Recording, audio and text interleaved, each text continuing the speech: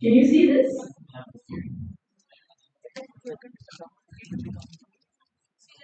Yes, ma'am. The slides are visible. Okay, so I'll stop sharing. You let me know when you want to.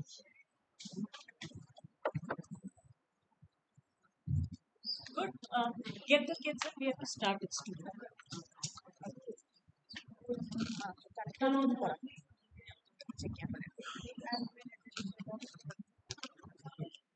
There are some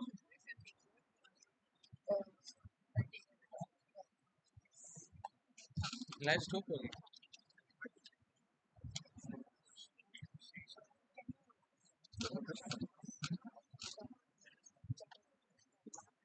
Bye.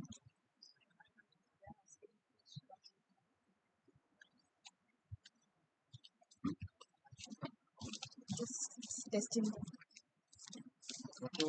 Okay. Ready?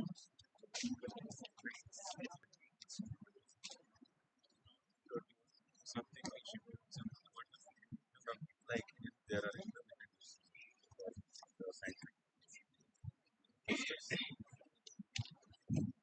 So I would like to keep it if we have Please something occupy that we the can central keep it. that's the speaker.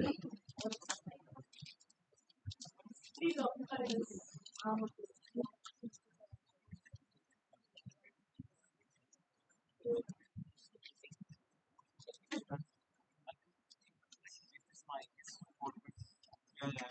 ठीक है Arya get started.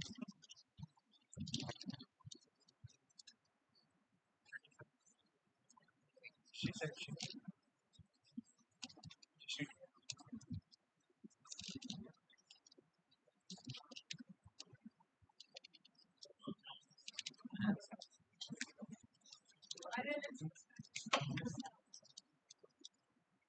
Welcome back, everyone. After the lunch, we'll be starting with our next plenary talk. The next plenary talk is presented by Professor Harini Nagendra. She is Director of the Research Center at the Azim Premji University and leads the University's Center for Climate Change and Sustainability.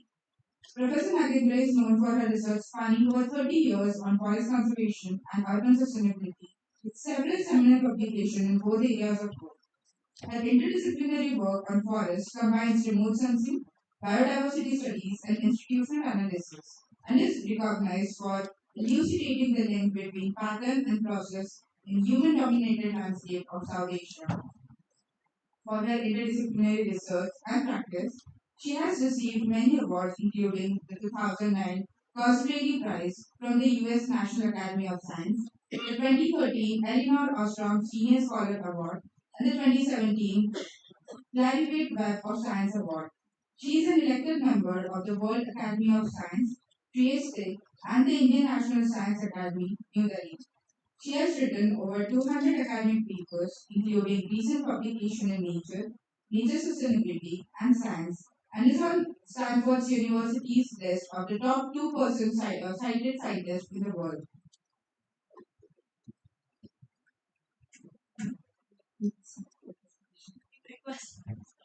Okay. Yes. Thank you so much. It's a pleasure to be here. I wish I could have been there in person, but we have our own classes and other meetings, so I wasn't able to attend. But I'm happy to share with you some of our work online. Just a minute.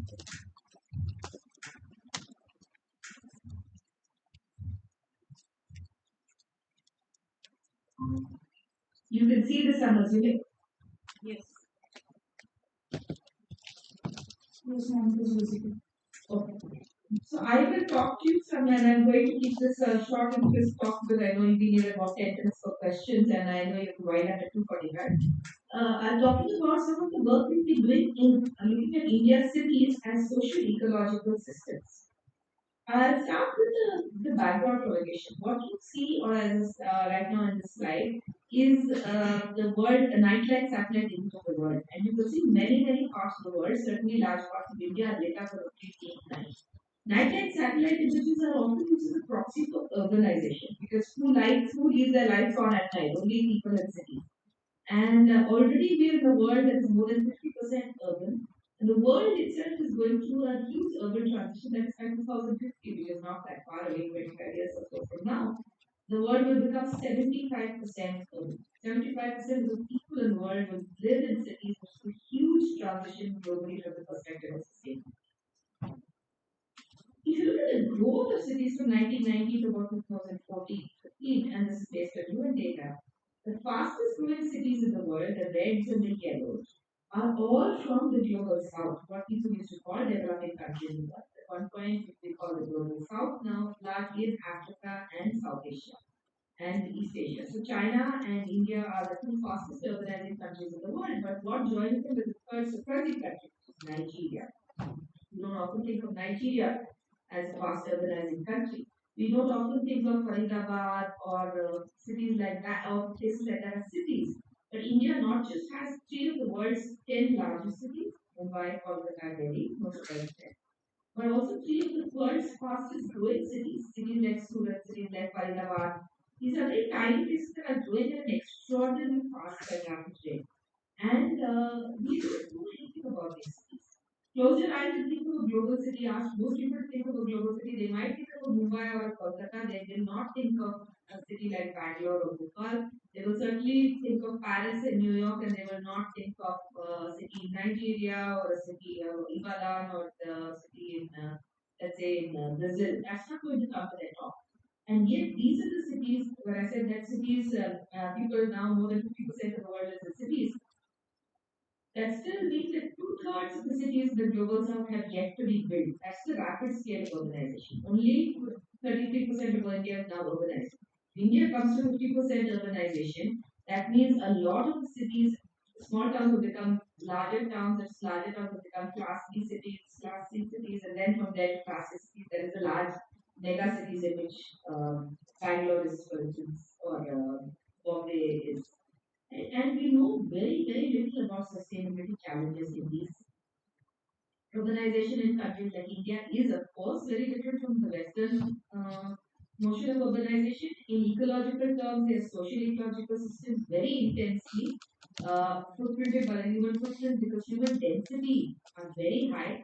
But you also see, if you see across India, that even in the places with the highest human density, you also have pockets of biodiversity and ecosystems flourishing in this very close proximity to humans.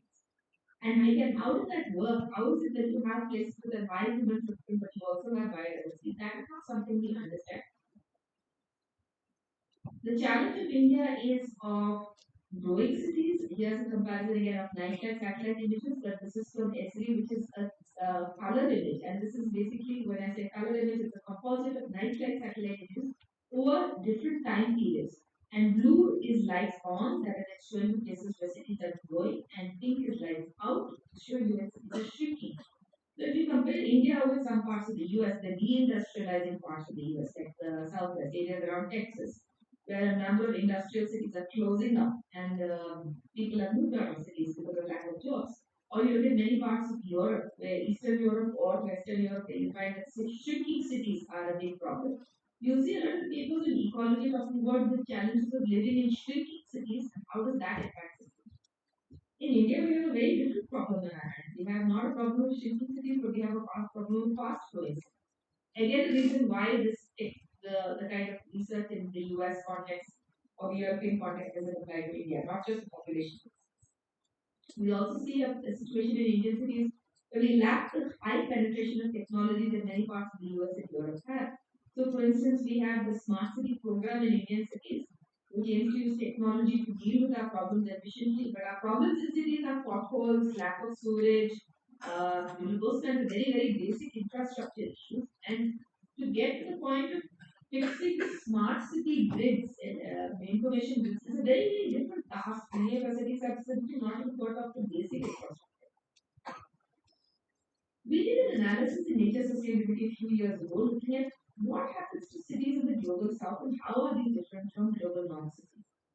So you can see that from the 1970s onwards, these are box and whisker plots, and I hope you are familiar with these. If not, all you have to do is look at the white line in the center of the green versus the blue, and each are divided into different time periods. So blue represents developing countries of global north, and green represents transition, developing and least developed countries, which is what we call the global south.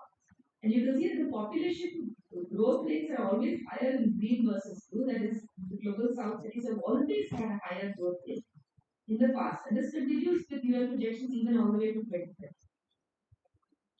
However, with this higher population growth rates, high population densities, you also find these cities are underserved and underserved in many ways. For instance, the youth unemployment rates are very high. The under 5 mortality rates are very high. Poverty rates are high. Slum households percentage is high. Very low access to good water. Very high rates of particulate matter concentration. There is a lot of pollution in the air. Low internet access. High rates of homicide. Very low rates of literacy. Taken together, and this is now we have divided this section between the global north, which is the first axis, North America, Europe, Australia, Japan, all the richest cities of the world, versus Africa, Asia, and Latin America. You will see that also the global south is not homogeneous. Africa is different from Asia, is different from Latin America. The peculiar constraints, the institutional, financial capacity, the administrative capacity, the environmental conditions. These cities have lots of people, high population densities, growing very fast, very polluted, low access to sewerage and good water supplies, and low literacy rates and low rates of internet access. With all of, and lots of slums. With all of these, they are dealing with ecological challenges. So it's no wonder that really cities are where the struggle for sustainability is extremely marked. And I think if you look around any Indian city, you can see the challenges. However, there's the data. We also did an analysis at the same time of the top 1,000 sustainability papers from a decade of work on urban sustainability. And we looked at papers tagged as urban sustainability, ecosystem, biodiversity, water. We had a number of different tags. And we pulled out the top 1,000, but I looked at the top 1,000 of the top 1,000 cited papers. And when we looked at that and see who's working on this data, on these data sets, 70% come from the global north, only 20% come from China, and from India, South Africa, and global south likes. So situations similar to the Indian context, only 0.5%. That means less than 50 of the top 1,000 cited papers over a decade of work on urban sustainability come from the India or Indian-like context. Which obviously means, the cited papers are the influential papers driving urban policy, urban action. And if they are not based in our context, but based in the Japanese urban context, or the European urban context, or the North American urban context, they're not going to translate to the Indian.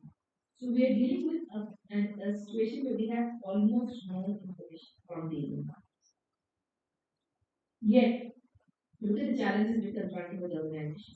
By 2050, India will have 60% of its population living in cities compared to 3% now. This is a complete flip in the nature of India itself.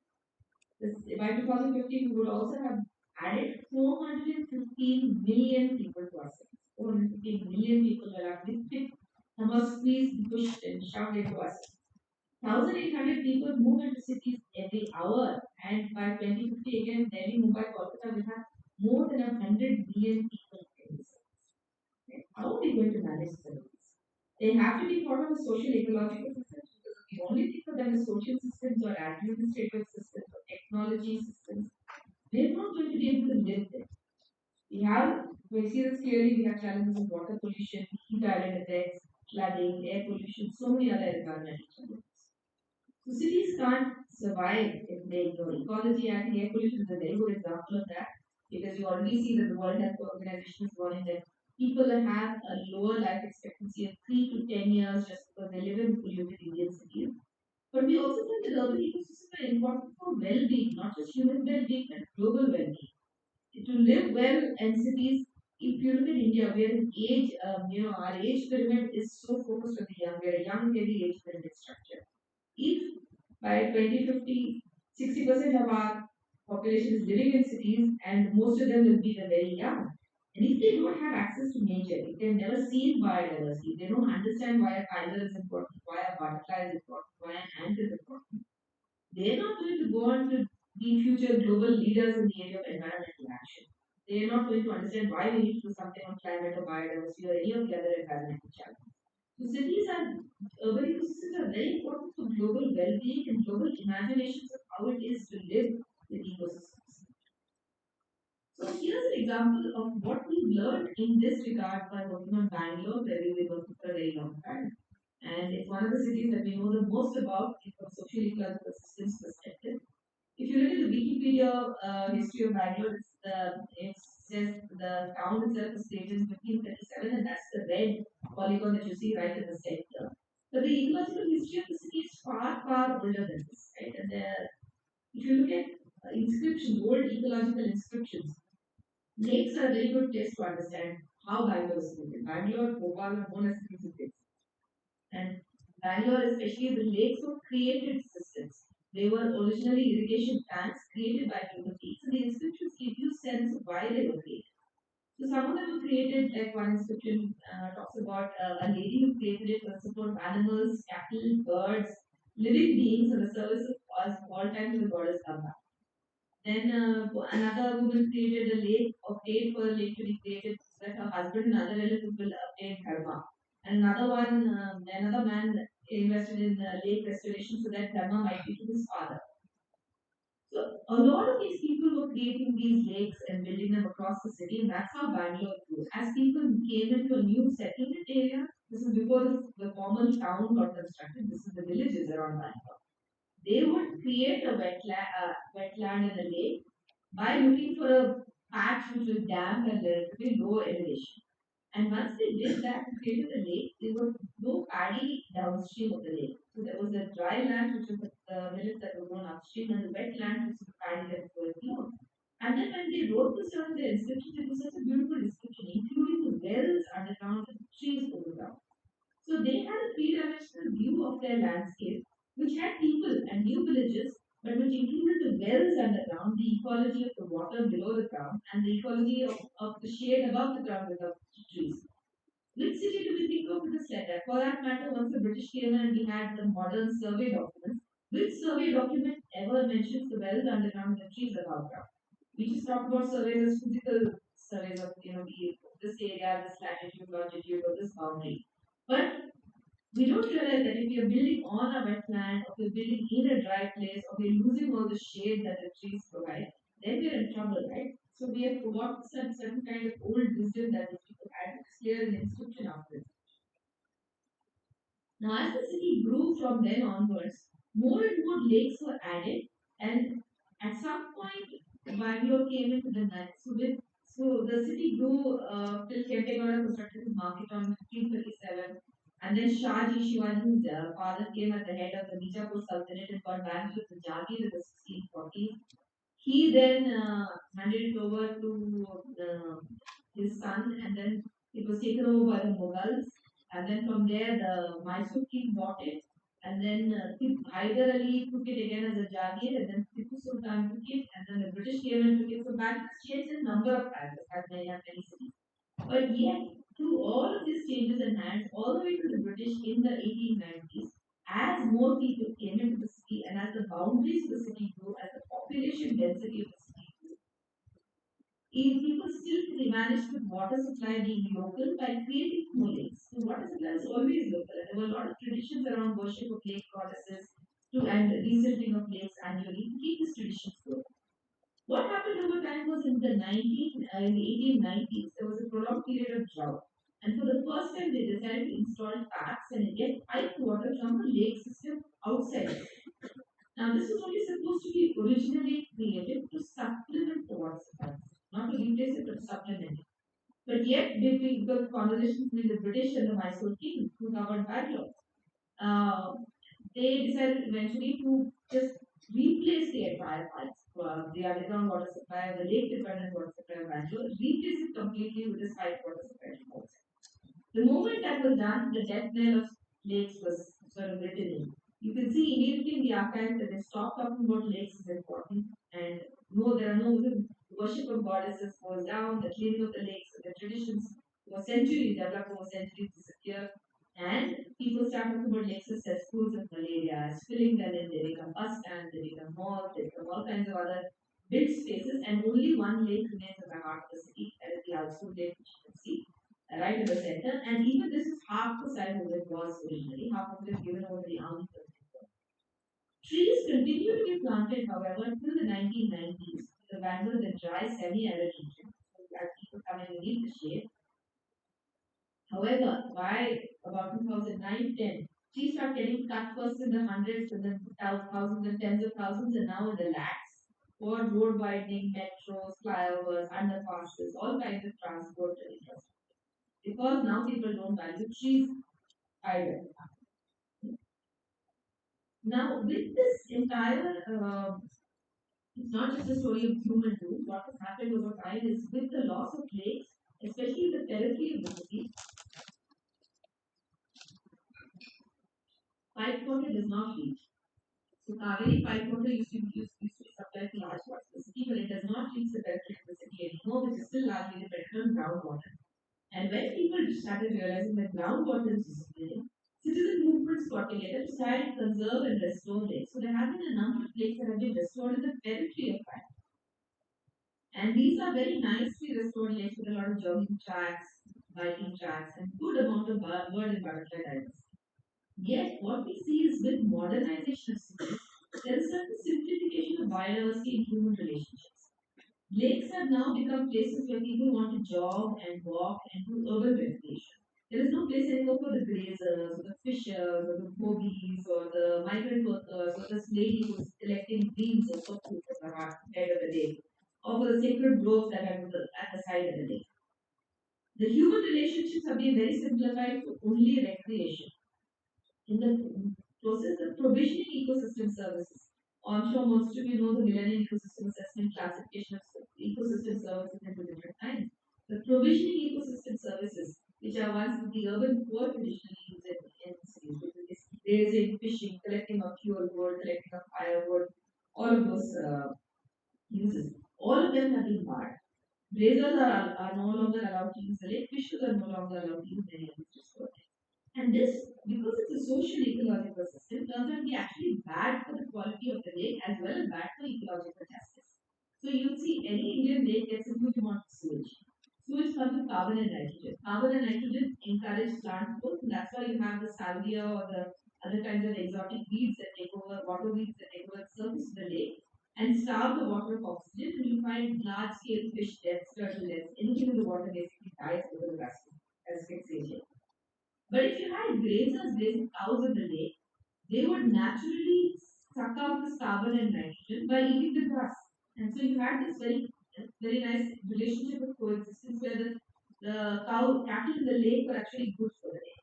You also had a situation where the fishers in the lake, because they would see their own fish there, they would also camp there at night. They had a contract and they would camp at the side of the lakes. And they were your first line of defense because when an apartment or an industry or a builder either lets their sewage in or lets toxic chemicals in or dumps garbage or dumps waste material, all of this will always happen. All these illegal uses of the lake as dumping grounds for waste, for poison, for toxic materials, for sewage, always happens in the middle of the night so that nobody sees. Who's there in the middle of the night? Not the government, not the community, but the fishers are always there. And when you throw away fishers out of the lake just to make it a jogging and walking track, you essentially remove your best allies in conservation. And this is something again we've seen lake after lake in Bangalore. So you simplify the human nature relationships. At the same time, we also simplifying the ecology. Once you had a lot of wild weeds and natural plants, you replace them with a lot of exotics. And therefore, you simplified. And normally, you often have acacia auriculaformis, which is exotic, of course, some eucalyptus species, or a silver oak, none of which are supposed to be on lake beds. So you're restoring them without having any idea of what the kind of ecology of this lake, of this wetland should be. Certainly, you don't want trees on the lake beds, you don't want trees in the wetland. It's a simplification of biodiversity in human relations with the idea that anything that is planted is green, anything that looks recreational is good.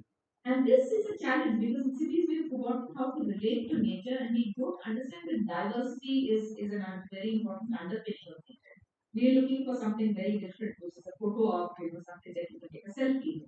And that's a simplification that bodes ill even for restored lakes, for restored parks in us. So we need a multidimensional appreciation of the value that lakes hold in cities, or the value that urban ecosystems hold in cities. Unfortunately, we look at this ecology purely in terms of monetary value, as well as purely in terms of the ideas of the rich and the wealthy, and the class or the upper economic classes that actually go around the place. And we don't look at the importance of provisioning systems for services for the poor, nor do we look at issues like mental and physical health, spiritual and sacred needs. Sacred worship of a lot of urban ecosystems takes place even now in the heart of the city. And that is not something ecologists or urban planners are looking at all. There is a ban on things like urban foraging as a consequence. You cannot pluck flowers, you cannot pluck weeds. And yet, we did a very recent study in a city as modern as Bangalore. We interviewed 202 women from low income houses across a beginning of urbanization. And we found that they knew about 76 species of weeds that they foraged. They bought from women, so they would go to markets and ask for people to forage, or they would forage for themselves, for it themselves. 47% of the women bought forage species, 42% would like to forage more, and there's only this half part of the city, 2% can forage because they're excluded from these lakes and other places. But they have this huge amount of ecological knowledge of 76 different species and how to cook with them. There's a breeds of different kinds, and we are losing this capacity. And I'm sure most of you would be wondering because the first thing we speak to from planners to regular people, we first thing they say is, do women really forage in the city? In the city, nobody is going to forage for food. And this is not unique to Bangalore. We now find in Kolkata and Delhi, in city after city, people are foraging. And people have this huge knowledge of indigenous knowledge of biodiversity. Indigenous knowledge is not just in our forests, not just in our Adivasi communities, it's thriving in the heart of the city. But yet we have lost not the trees but also this ecological knowledge. These are the kinds of parks we have, extremely exotic, simplified with this lawn grass. You have to, and apartments have only royal palms and exotic species. Most of the side roads where you have metro, they've cut down the trees. And so the first lesson we learned about Indian species, sometimes is a data gap. Based on a lot of our work over the past 15 years, one of the things we have realized is that urban ecosystems in cities are social ecological systems. What that means is they are commons. They're places that different communities with different cultural views access. Yet we manage them either as public goods, where we are saying the city owns them and it's recreation regulation services, so they're only used for water regulation or for jogging and walking, or they're private, handed over to private players to put a gate and a ticket and have guards and want a return on investment. Both of these users squeezed out the commons users, which are often low income communities, but not just that we're doing them a favor by destroying this ecosystem, they're also doing us a favor. It's like the it's a mutually beneficial relationship. It's like the bacteria you have in legumes, for instance. And it's a cooperative relationship by having urban ecosystems as commons. And by removing the commons nature of the ecosystems, you're no longer thinking of them as social ecological systems, which is how they evolved through history, the lake, the trees above and the wells below. But you've changed them in your mind into just pure ecosystems. And that is a problem. That leads to the destruction of the ecosystems. The second is that so that's one of the big lessons that we learned from this way, what's there in the data question.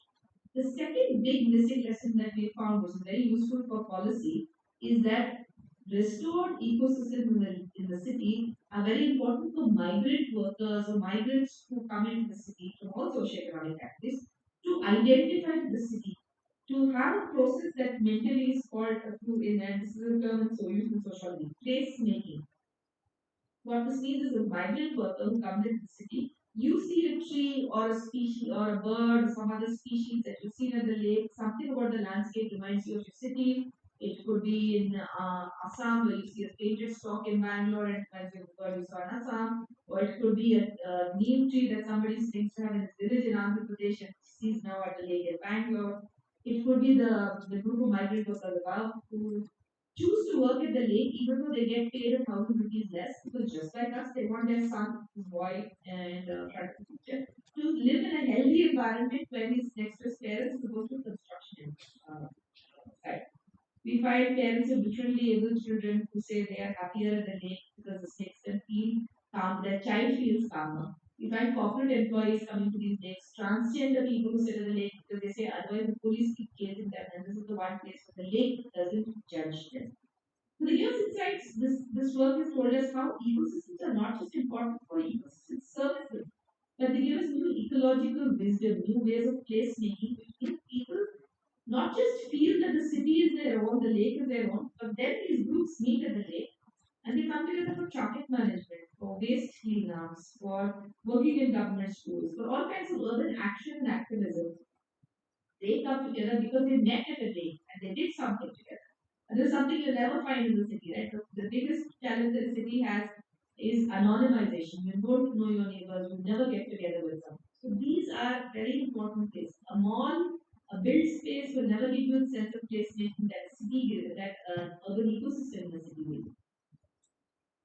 And a third thing that we, and I'm taking a sampling here. There's a lot of work we've been doing, close to 100 papers on Bangalore itself. But a third, I just want to give you a sample of a very different kind of piece of research that we've done, which is also something that you don't find from other literature. We wanted to understand how restored lakes impact biodiversity. So we took eBird data and we looked at distance from the lake as a proxy for lake restoration over time. And we found that resident birds, by and large, have been positively impacted by the lake. So when you have a restored lake, you have an increase in resident bird population. However, migratory birds have really decayed over time, and that's because migratory birds are faced with all kinds of challenges. As they fly into the city, they face so many challenges across the landscape, across the route. And so migratory birds, there's probably not much that you can do just with urban ecosystems restoration. So what we need to focus on is what we can use in resident birds. But even in resident birds, we find that certain birds, like the purple heron is decreasing, like the lesser whistling duck is decreasing. And some of this we trace to issues like feral dogs and cats, because there are so many feral dogs and cats in the city, and these birds breed on the surface of the water. So the dogs and cats just wade in and pick up the eggs and eat them. Right? But there are also cases like the pheasant-tailed jacana, or which tend to build their nests in the mud that was on the line, the banks of the lake. But now we stone pitch the sides of the lake. And if you stone pitch the sides of the lake, there are many birds who can no longer nest there because you remove the opportunities. So this kind of work is very simple, very practical. You can actually give direct implications for policymakers of how to restore lakes to give you a good chance of biodiversity. So where's the data? Coming back to this graph that I showed you earlier on, I think we've got quite a bit of data from one Indian city, Bangalore. We now, of course, working in many other cities, Bombay, Delhi, Kolkata, and many of the other smaller cities also. And we find that there's a lot that if we just scratch the surface, there's so much to be done in such an unexplored field. And this stuff that we do has immense practical applications. So for those of you who are listening, I know many of you are younger students, there's a lot to be done. And really one question, when we answer one question in one paper, we find 10 new questions. That's the kind of, there's such a very basic level of knowledge, but it's also very exciting time to enter into a field. So to recap, what we find is that nature in the city is essential for urban and rural sustainability, but there's a lot of simplification of wetlands, lakes, and parks because we don't understand that these are social ecological systems. So scientists has much to study as people engaging with the world. There's a need to communicate with the importance of ecological diversity and maintain human relationships. I'll just quickly take you through some of the books that I have. Nature in the Cities and Ecological History of Bangalore. With my colleague Seema and Mundoli, we have published books, Shades of Blue and Cities and Canopies, which are popular books on water and trees across Indian cities. We do a lot of work for wider publications with audiences on Kurban which are our sacred forests, which is bilingual, Kannada and English. So many leaves, which is a children's book, Chasing Soku, which is about the women who forage for greens.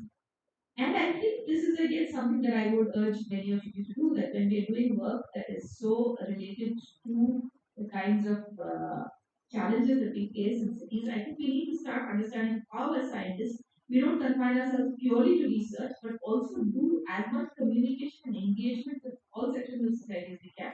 So for instance, at Azim Premji University, we run a very large festival series on climate which is called the Festival of Life series. We ran Rivers of Life in 2021, Forests of Life last year, and this year it's Mountains of Life. Mountains of Life is in our University of Bhopal campus a few weeks ago.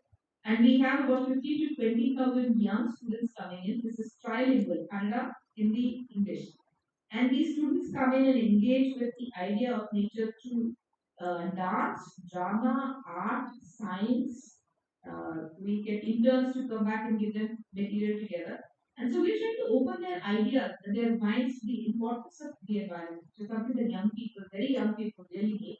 And I think this, again, this is one of those places where the world is open. So I stop here, but my urging to you would be to break down boundaries. There was, when I was doing my PhD 30 years ago, there was a lot of a very strong divide between ecology and society. People who did ecology were supposed to not be looking at areas like cities. They were supposed to be looking at quote unquote pristine landscapes. We now know that that's pretty much a myth. There is no pristine landscape which is devoid of human presence, especially in areas like India.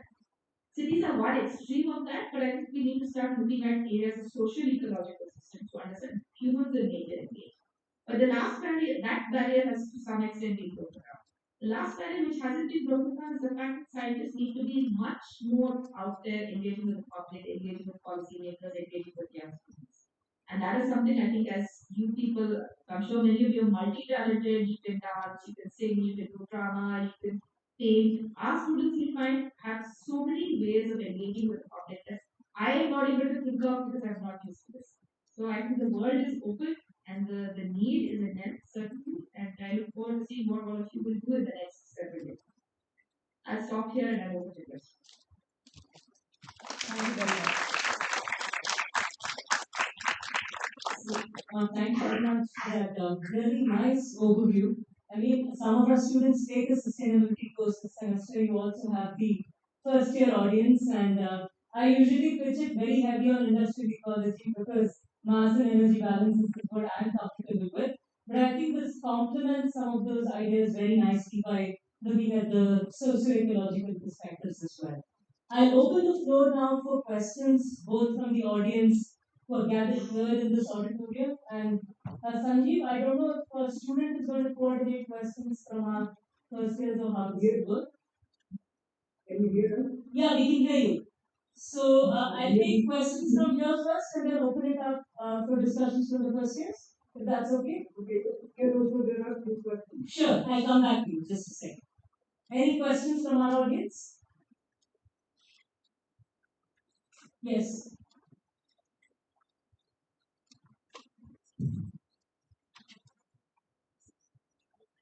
Hello, Dr. Thank you for such an eye-opening talk. I mean, this is the first time that heard about such a detailed analysis of the urban ecology and how urban systems work. So my question is, how will this research be translated into really into the policy making sectors? For example, the policymakers or the urban administration that focuses on development and the urbanization of the city. I mean, for them, as from their point of view, the ecology is basically something that is outside the city. What you are saying, the crystal landscapes and all. So how can this be translated into this administration sector and all the policy? A very good question. It depends on how one chooses to work with them. There are many ways. I'll tell you what some of the things we've been doing. For instance, some of our papers, we've done work on trees in on streets and their importance in reducing pollution and heat epidemics. And some of that work goes to courts. Courts use them themselves as suo motu, and sometimes activists could use these as for public interest mediations. We also work with the government on lake restoration. So lake restoration, every government has a lake restoration project. They're very happy if academics join them to strengthen their hand because the project is already on and they know that they don't have the technical capacity to design this. And often they give it to a consulting agency, it comes with a cookie cutter approach. But if you run training programs and capacity building programs for their officers, they're very happy to listen. So that's the second kind of thing we do. A third thing we do is just write ourselves any paper, any. So I have a very simple rule. If I have an academic paper I publish, I will write at least one article on that for the popular audience myself. And I will also do press release to disseminate to media, which means 50 other articles come into media. And many of these articles are read by constituents who then will call their MLA or corporator and say, why are we not doing X in our area or why are these trees getting cut down? That is another way to build traction because media, public read media, and the public then call up their MLA and corporate. Right? So you have to find the right newspapers and right audiences for that. And this is the next. The reason we write our own papers is we know the nuances, but we also see it's very important to engage with media. So consistently, we have done a lot of engagement with media. We do courses for experienced media professionals and how to cover urban environmental issues or climate change, but they don't understand this. There's a number of different ways in which one can engage with policy, either directly with the government or directly with courts or through media with larger sections of society. Thank you. Any other questions from the audience here? Okay, while you're thinking, I'll probably switch to Dr. Sanjeev and take questions from the audience in our time. Good morning, ma'am. I'm Ankita. I'm a first year student. Am I audible? Yes. Ma'am, celebrating the uses of the area around lake as common for the places where common people can access them for purposes such as grazing or for other such events. But in our course, we are studying about a certain phenomenon known as tragedy of commons, where through overuse or certain forms of exploitation, the common area, the public area faces severe degradation. So how can we ensure that even if we are allocating it to common use, we are preserving the sanctity of the place? Because if it's open to common use, open for access by all, there is going to be possible exploitation. You can find number of ways to limit use of the commons. I have to tell you that Garrett Hardin's Tragedy of the Commons is a paper that is somehow very influential still, but has been disputed in the research community for a very long time. In fact, Professor Eleanor Ostrom, who won the first Nobel Prize, she was the first woman to win the Nobel Prize in economics, was for a lifetime of work showing that Garrett Hardin's hypothesis was simply not true. He cherry picked a particular case, and even the case he was talking about was not a tragedy of the commons. What it is a tragedy that actually it should have been titled a tragedy of the open access. Commons are not situations which are free for all. Commons are cases where there is use by community, but there are rules in place to limit overuse. And those rules are largely not official rules, but maybe norms of practice. But they can often also be put in by the government as official rules. So you can have things like so many cows can enter it. Or, for instance, let's say if it's migrant workers harvesting some kinds of medicinal weeds, you can have something that says that there's only one exit and you have to show how much you put. So many people can come at these times. So you can come in 2 days a week to collect. Okay. So there are lakes where I have been working and others have been working where we have implemented such kinds of rules. And with the support of the fishers and the grazers, the lakes actually be far better than the lakes which have been strictly protected. So I just want to make that clarity that the tragedy of the commons is a wrongly worded title. It is actually the tragedy of the open access regime that Garrett Hardin was talking about. And if you look at institutional analysis, so there's and the commons literature of Ostrom and social ecological systems, it's very clear that there are ways to combat it. Any other questions from your audience, Sanjeev? Yeah. Good afternoon, ma'am. This is Steve. Am I audible? Yes.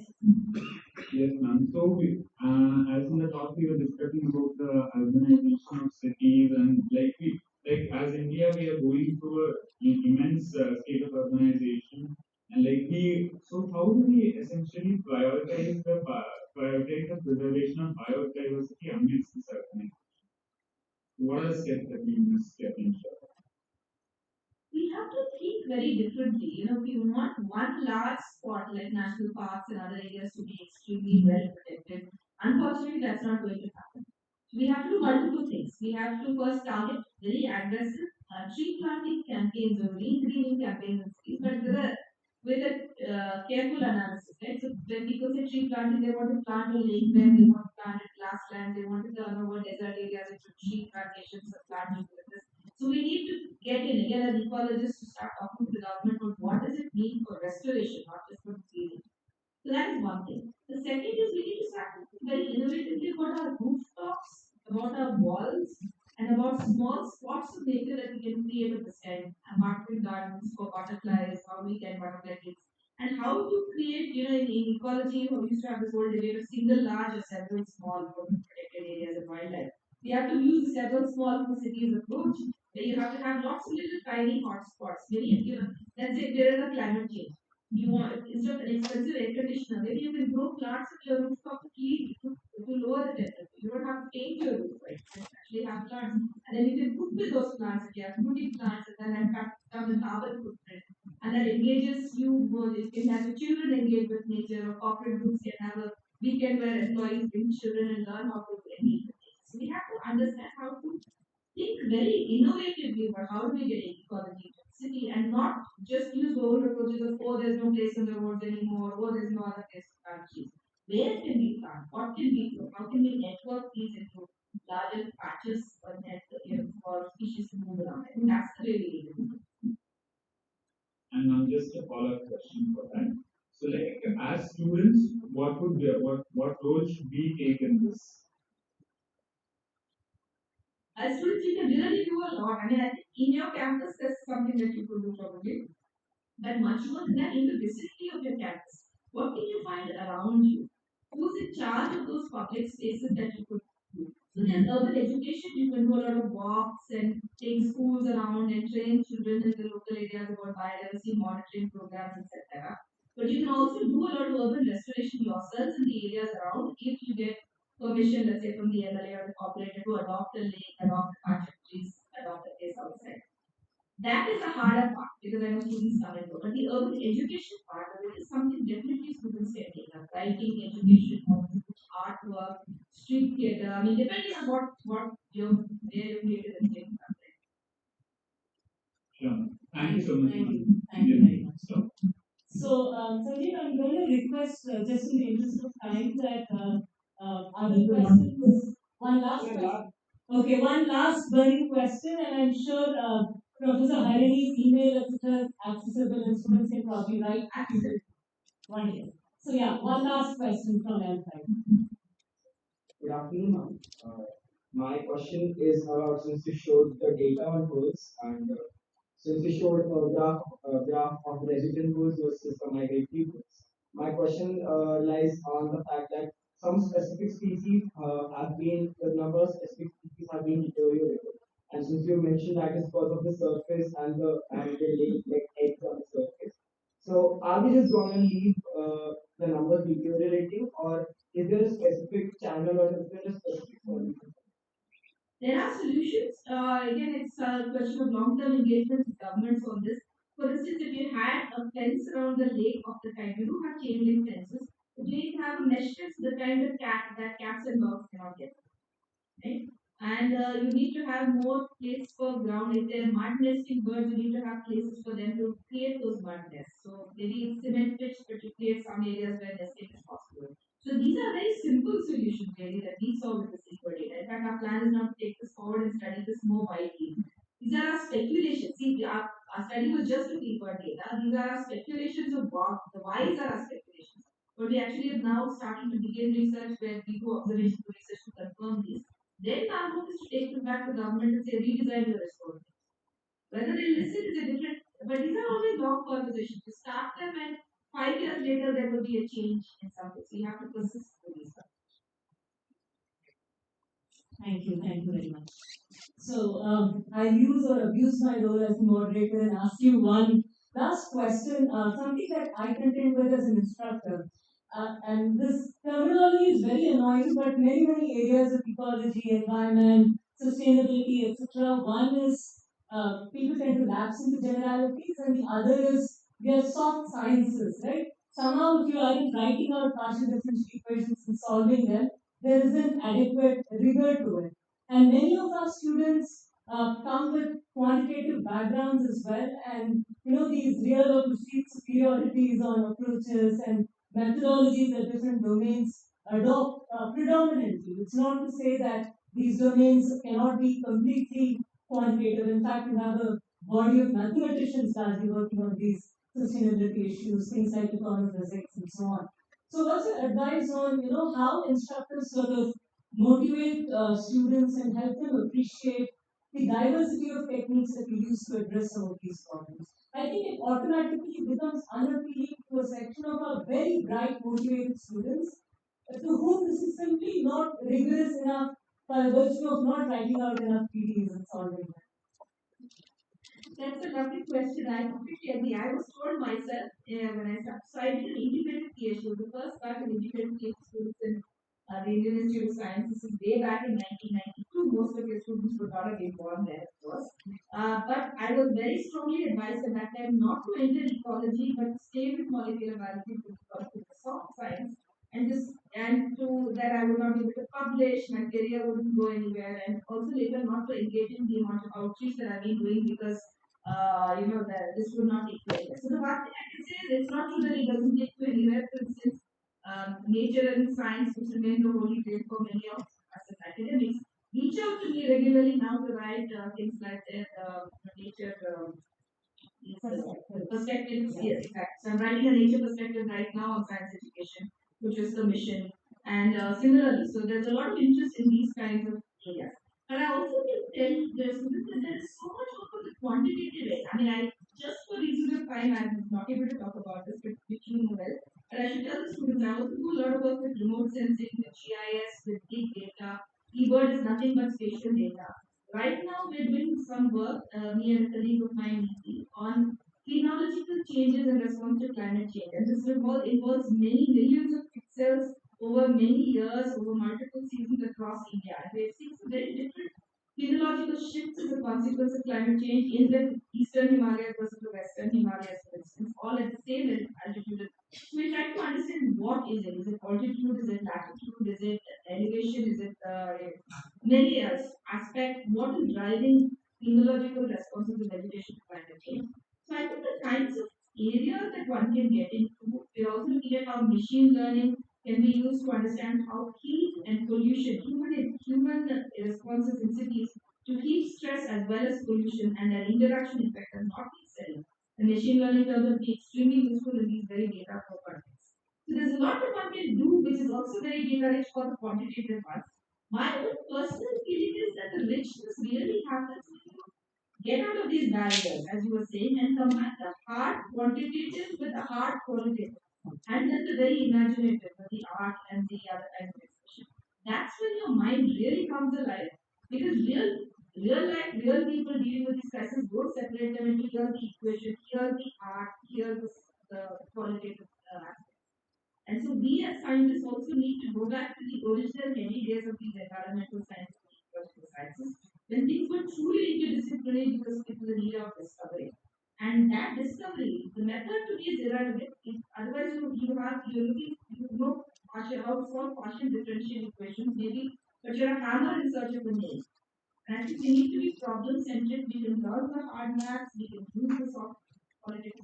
Qualitative skills sometimes I have found over experience are far harder to develop. It's very easy to teach someone how to solve an equation. It's not easy to do a good, thoughtful interview and collect a good, thoughtful oral history.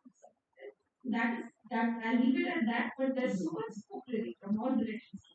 Thank you. Thank you very much for those insights. Thank you also for taking the time gathering around this table and making this work for us.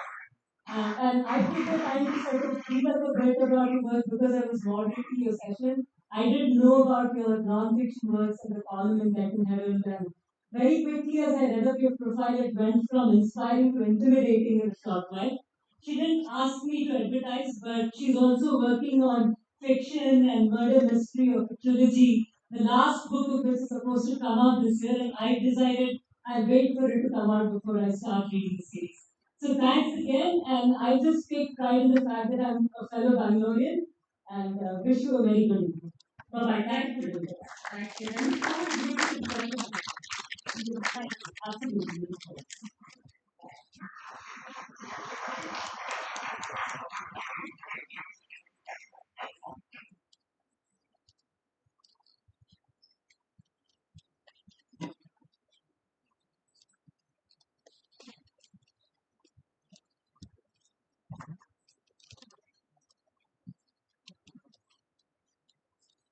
Good afternoon, everyone. My name is Adityan.